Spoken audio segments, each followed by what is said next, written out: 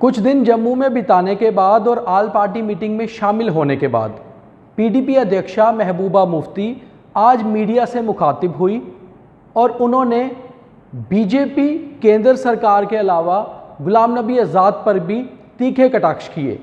सुनिए क्या क्या कहा महबूबा ने अपनी पत्रकार वार्ता में।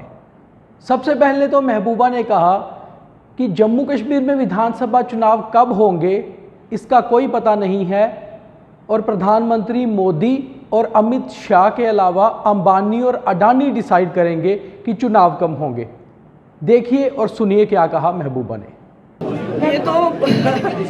ये तो मोदी जी और अमित शाह जी बता सकते हैं, या हो सकता है अडानी और अंबानी बता दें।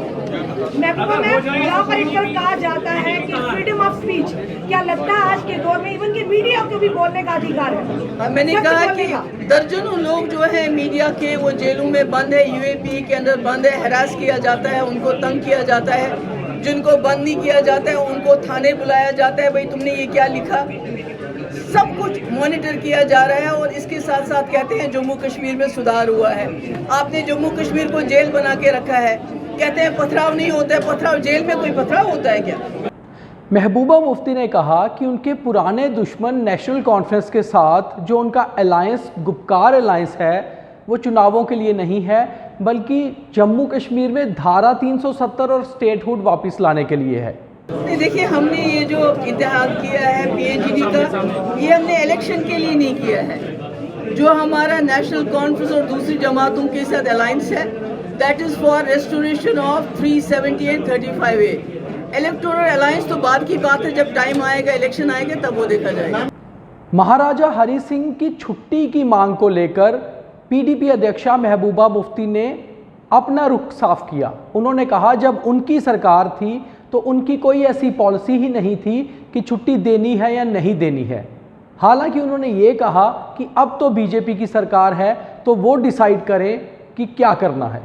तो हमारी सरकार नहीं है, सरकार तो बीजेपी की है, फैसला तो उनको लेना, तो हम उसमें क्या कहें। हम जब आपकी सरकार थी तब क्यों नहीं छुट्टी दी गई? क्या किसी ने? हमारी सरकार की पॉलिसी नहीं थी। देखिए, जब हमारे वक्त में हालात ख़राब हो गए थे, हालांकि उस वक्त कोई टारगेट किलिंग नहीं हुई थी, हमने 16 महीने कश्मीरी पंडितों को रिलोकेट करके घर बैठ के तनख्वाह दी थी, जब तक वो उनको एक सुरक्षा का एहसास हो गया और वो वापस अपने घरों को लौटे।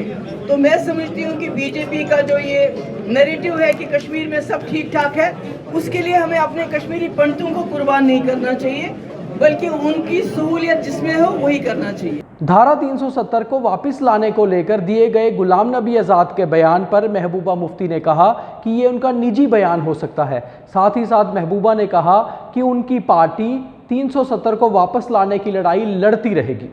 मेरे ख्याल में फारूक साहब ने आपको जवाब दिया कि इलेक्शन कमिश्नर जो ऑफिसर थे उन्होंने खुद 2 स्टेटमेंट दिए। एक स्टेटमेंट ने कहा 25 लाख वोटर आएगा, दूसरे स्टेट में कहा पता नहीं मैंने गलती से शायद 2-2.5 लाख आएंगे। जो खुद अपना स्टेटमेंट चेंज करते हो तो उन पर आप क्या भरोसा करेंगे।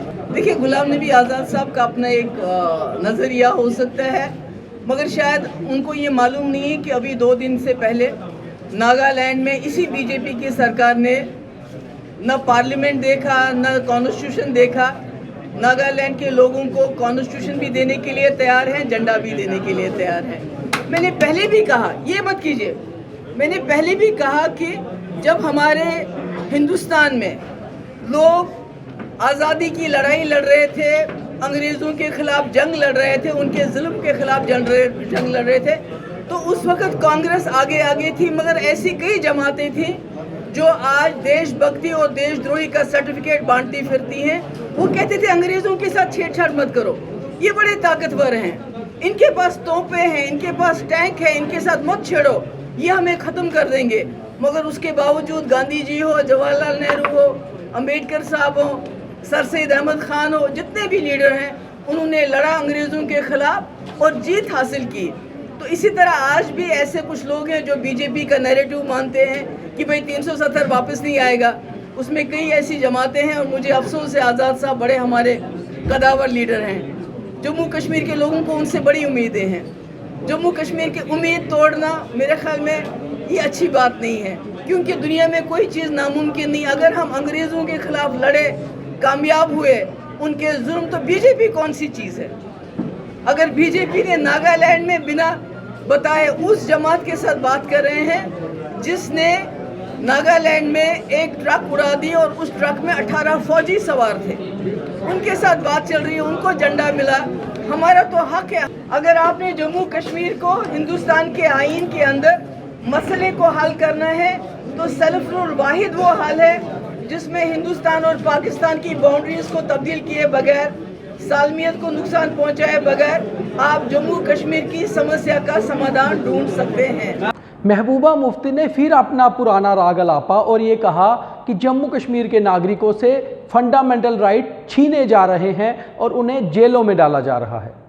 देखिए, हमारे मुल्क का जो कॉन्स्टिट्यूशन है, बदकिस्मती से 2019 5 अगस्त से उसको बिल्कुल ट्रैम्पल किया गया, जिस वक्त 370 हटाया गया, जो हिंदुस्तान के आईन के अंदर हमें मिला था, जो हमें झंडा मिला था, आईन मिला था, स्पेशल स्टेटस मिला था, जिस वक्त उसको ब्रूट मेजॉरिटी की वजह से ख़त्म किया गया, उस वक्त हिंदुस्तान के कॉन्स्टिट्यूशन की भी धज्जियाँ उड़ाई गई और बदकिस्मती से पूरा मुल्क देखता रहा। आज जब लोगों के फंडामेंटल राइट्स उनसे लिए जाते हैं, आप बात नहीं कर सकते हो, जर्नलिस्ट को जेल में डाला जाता है, यूएपी लगाया जाता है, एक्टिविस्ट को जेल में डाला जाता है, पॉलिटिशियंस का मुंह बंद किया जाता है, तो अब लोगों को आहिस्ता आहिस्ता समझ आ रही है कि जो अंबेडकर जी का संविधान था, कॉन्स्टिट्यूशन था, उसकी बीजेपी धज्जियां उड़ा रही है। महबूबा मुफ्ती को आज कश्मीरी पंडितों का दर्द भी याद आया। उन्होंने कहा कि उन्हें बलि का बकरा बनाया जा रहा है और लीफ कमिश्नर दफ्तर के बाद वो लगातार धरना दे रहे हैं कि उन्हें कश्मीर से ट्रांसफ़र करके जम्मू में लाया जाए। और जब उनकी सरकार थी तो उन्होंने 16 महीने कश्मीरी पंडितों को घर बैठे राशन और तनख्वाह दी थी। वो कल मेरे पास खुद ही यहाँ मिलने आए थे, मुझे लगता है वहाँ जाने की ज़रूरत नहीं है। अब वो मेरे से पास आए, उन्होंने मुझे अपनी प्रॉब्लम्स बताई, वो बहुत मुश्किल हालात में है। जान सबसे बड़ी चीज़ है, मगर बीजेपी अपना नैरेटिव चेंज नहीं करना चाहते। ये दुनिया को बताना चाहते हैं कि कश्मीर में सब चंगा है, कश्मीरी पंडित अगर वहाँ से निकलता है तो फिर इनकी पोल खुल जाती है, तो इसलिए उनको कुर्बानी का बकरा बनाया जा रहा है, उनकी तनख्वाहें बंद है, उनको राशन पे तंग किया जा रहा है, कई लोगों की ट्रांसफ़र की गई है जो इनके मंजूर नज़र है, जो इनके अपने लोग हैं, मगर उन बेचारों को तंग किया जा रहा है।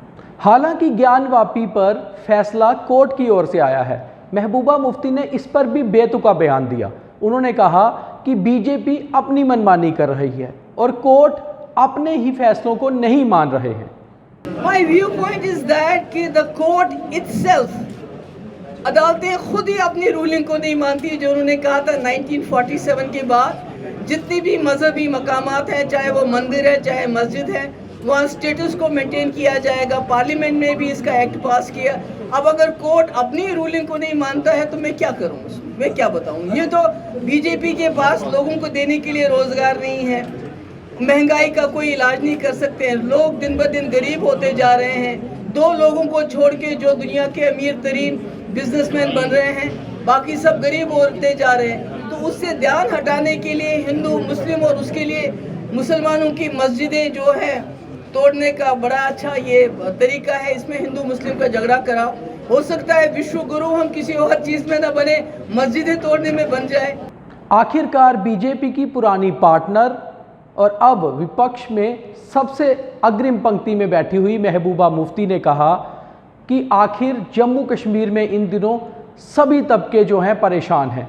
उन्होंने बहुत सारे डेलीगेशन से मीटिंग की, उनकी बातचीत सुनी और जम्मू कश्मीर में हालात जो हैं त्राही त्राही वाले हैं। काफ़ी सारे डेलीगेशंस यहाँ मिले मुझसे, लोग बहुत परेशान हैं। शायद ही कोई तबका है सोसाइटी का जो परेशान नहीं है। उसमें कश्मीरी पंडित मुझसे मिले, जैसे कि आप सब लोग जानते हैं पिछले 3 महीने से वो लोग प्रोटेस्ट कर रहे हैं और उनकी ये डिमांड है कि हमें तब तक रिलोकेट किया जाए कश्मीर से बाहर जम्मू में, जब तक उन हालात में थोड़ा सुधार हो, उनकी टारगेट किलिंग बंद हो जाए और साथ ही जो उनकी अकोमोडेशन है जो अभी पूरी नहीं है उसको भी पूरा किया जाए, क्योंकि उनको कई जगह किराए के घरों में प्राइवेट रहना पड़ता है जिसमें उनको सिक्योरिटी का और ज़्यादा थ्रेट होता है। अब ये तो महबूबा मुफ्ती ही बता सकती हैं कि जब उनकी बीजेपी के साथ सरकार थी तब और अब के हालात में कितने अंतर है। मगर उन्होंने सिलेक्टिव किलिंग की बात ना करते हुए बल्कि सिलेक्टिव ट्रांसफ़र की बात करके कहा कि केवल उन लोगों को सही तरीके से एडजस्ट किया गया है जो सरकार के अपने लोग हैं और बीजेपी के अपने लोग हैं। हालांकि सियासी बयानों के बीच महबूबा मुफ्ती ने कई सारे मुद्दों को तो छोड़ दिया, मगर महबूबा मुफ्ती का कुल मिलाकर ये कहना था कि जम्मू कश्मीर में इन दिनों हालात ठीक नहीं हैं। Deepak Khajuria, the news square, Jammu.